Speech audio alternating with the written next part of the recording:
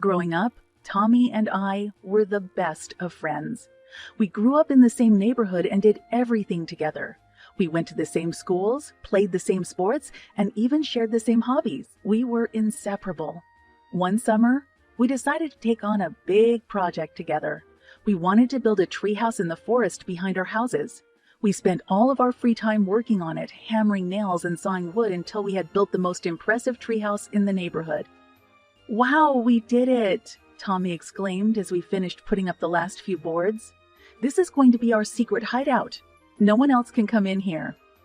"I know, right?" I replied, grinning from ear to ear. "This is going to be the coolest place in the world." As we sat inside our new treehouse looking out at the world below, we made a promise to each other. We would always be friends no matter what happened. It was a promise we both took seriously, and one that would carry us through many years of ups and downs. "Hey, Jack," Tommy said, looking over at me. "I know we're just kids, but I mean it. We're going to be friends forever." "Absolutely," I replied. "We'll never let anything come between us." And we meant it. We were the kind of friends who would do anything for each other, no matter what. Little did I know that years later, Tommy would break that promise in the most unimaginable way possible.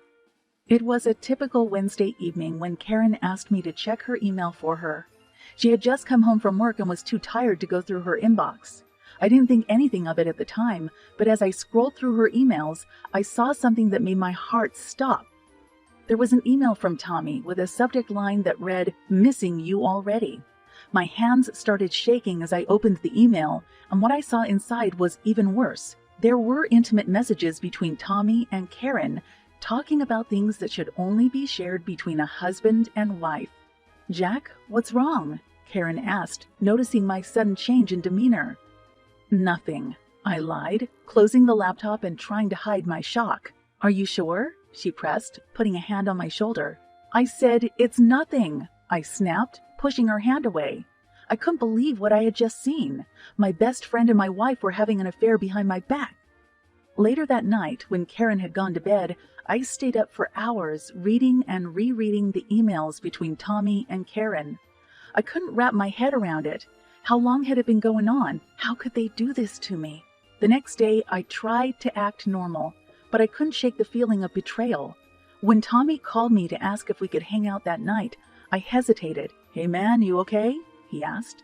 "I'm fine," I replied, trying to keep my voice steady. "You sure? You sound kinda off." "I said I'm fine, Tommy. Just busy with work, you know." "All right. Well, let's grab a drink later. I could use a break from all this stress." I agreed, but deep down I knew that our friendship would never be the same again.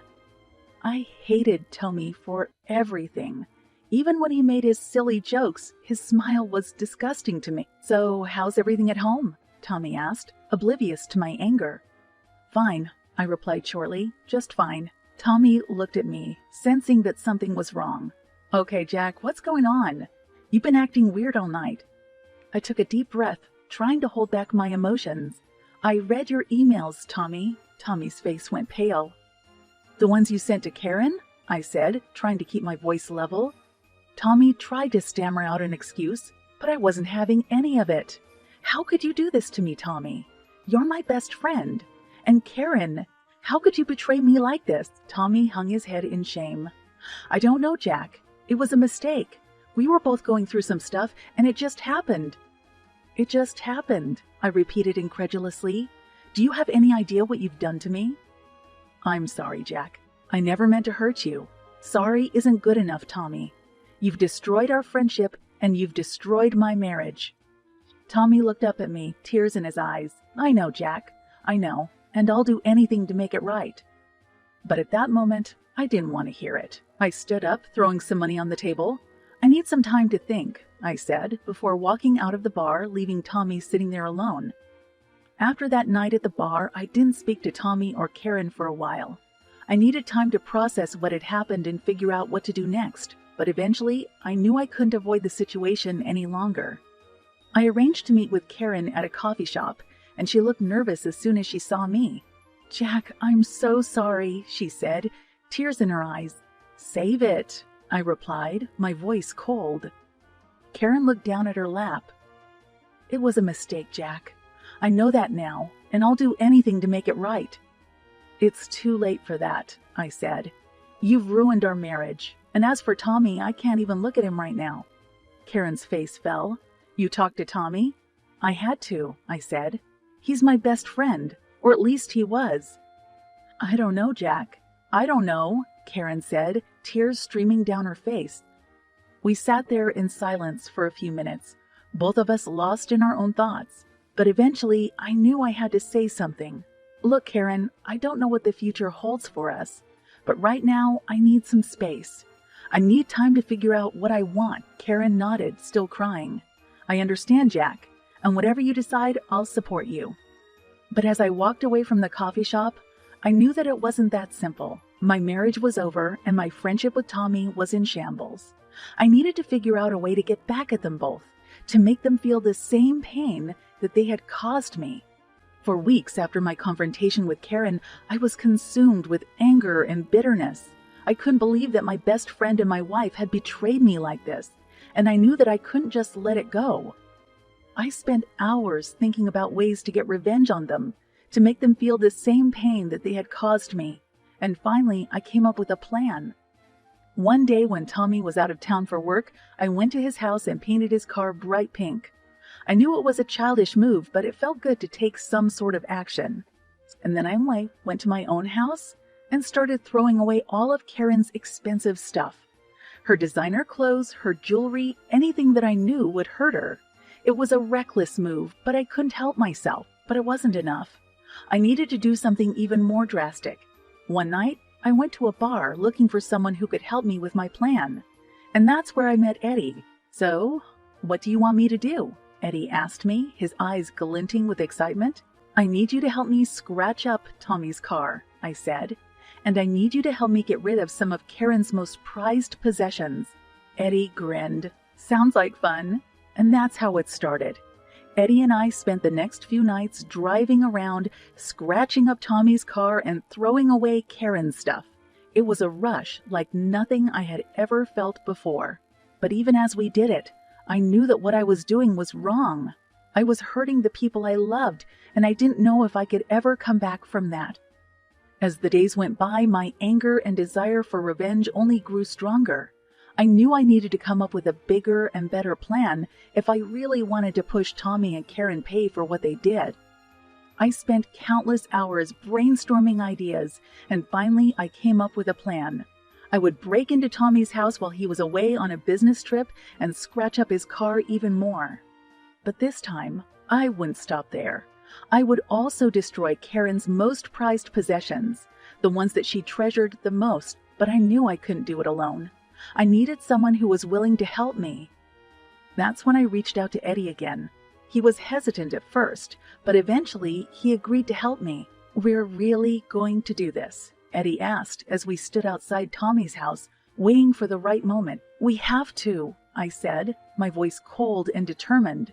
"We can't let them get away with this." We waited until we were sure that no one was home, and then we made our move. I went straight to the garage and began scratching up Tommy's car, while Eddie went into the house and started destroying Karen's prized possessions. As we worked, I could feel a sense of satisfaction growing inside me. This was exactly what they deserved, I thought. They deserved to feel the same pain and betrayal that they had caused me. But then something unexpected happened. As I was scratching up Tommy's car, I heard the front door open. I froze, my heart pounding in my chest. "Jack, Eddie, what are you guys doing here?" Tommy's voice called out. I turned around and saw him standing there, his face a mix of confusion and anger. I stuttered, trying to come up with an excuse. But it was too late. Tommy had already seen what we had done. "What the hell is wrong with you guys?" he shouted, his face turning red with rage. I didn't know what to say. I had been so consumed with anger and bitterness that I hadn't thought about the consequences of my actions. "I'm sorry," I said finally, my voice barely above a whisper, but Tommy didn't want to hear it. He stormed over to me and pushed me against the car, his hands gripping my shoulders tightly. "You've ruined everything, Jack," he said, his voice shaking with anger. "You've destroyed our friendship. You've ruined my marriage. And now you've even damaged my car. What the hell is wrong with you?" I didn't know what to say. I felt ashamed and guilty, but I also felt like I couldn't go back now. I had gone too far. "I'm sorry, Tommy," I said again, but it was too little too late. Our friendship was over, and I knew that I would have to live with the consequences of my actions for the rest of my life. The aftermath of my revenge was nothing like I had expected it to be. My friendship with Tommy was over, and Karen had filed for divorce soon after. I had lost two people that I had cared about deeply, and it was all because of my own selfish desire for revenge. In the days and weeks that followed, I found myself plagued with guilt and regret. I couldn't shake the feeling that I had gone too far, that I had let my anger and bitterness control me in a way that was dangerous and destructive. I tried to reach out to Tommy to apologize and make things right, but he refused to speak to me. I knew that I had hurt him deeply, and that our friendship was probably beyond repair. Karen, on the other hand, was more willing to talk to me. She had always been the more level-headed of the two, and she understood that I had been hurt and angry when I found out about her affair with Tommy. "I know that what I did was wrong, Jack," she said to me one day as we sat down for coffee. "I know that I hurt you, and that I hurt you, and that I hurt Tommy. But what you did, what you and Eddie did, was just as wrong." "I know," I said, my voice heavy with regret. Karen sighed, her eyes filled with sadness. "I wish you could have talked to us, Jack. I wish you could have told us how you were feeling instead of trying to get revenge. Maybe things could have turned out differently." I knew that she was right, but it was too late now. The damage had been done, and I would have to live with the consequences. As the weeks turned into months, I tried to move on with my life. I got a new job, made some new friends, and even started dating again. But no matter how hard I tried, I couldn't escape the guilt and regret that I felt over what had happened. It wasn't until one day, when I was out for a walk, that I finally found some peace. I came across a group of kids playing, laughing, and running around, and I felt a sense of joy and hope that I hadn't felt in a long time. It was then that I realized that I needed to let go of my anger and bitterness and focus on the things in life that really mattered.